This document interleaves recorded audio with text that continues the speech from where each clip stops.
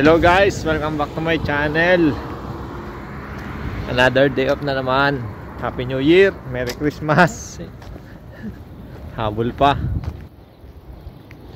January 7. Happy Three Kings na rin.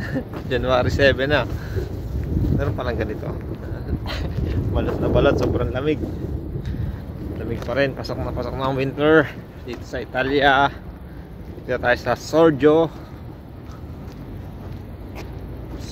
Lodi. Ayan.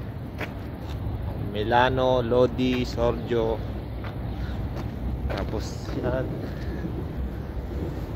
nakakaranas na rin ng taglagas. Ano kayang puno ito? Parang plastic eh. Hindi siya nalalagas. Hindi katulad nitong mga to.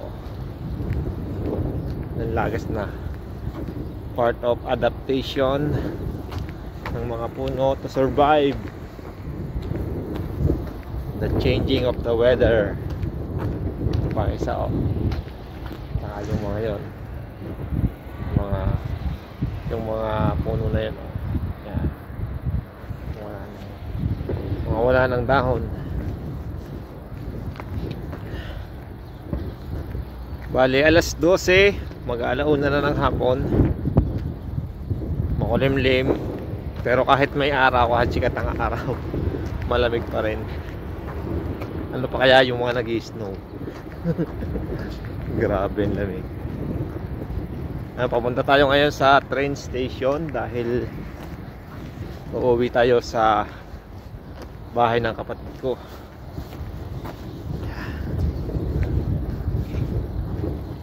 Yan pag day off. So praise God dahil nakapagtimbro na tayo kung tawagin. Yun ay kumbaga sa immigration, sa processing ng documents. Ayan. Yan yung train station. Stazione San Sinone train station. May mga parking din. May mga parking para sa mga gusto lang mag-train.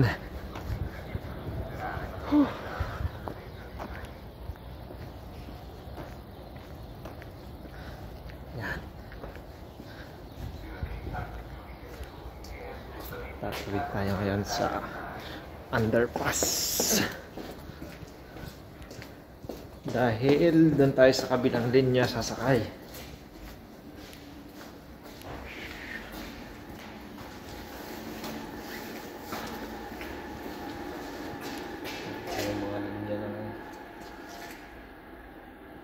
Trains, dami.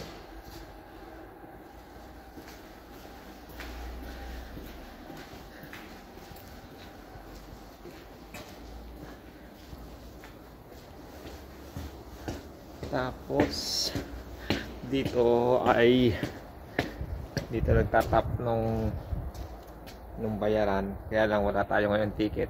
Doon lang tayo sa train magbabayad.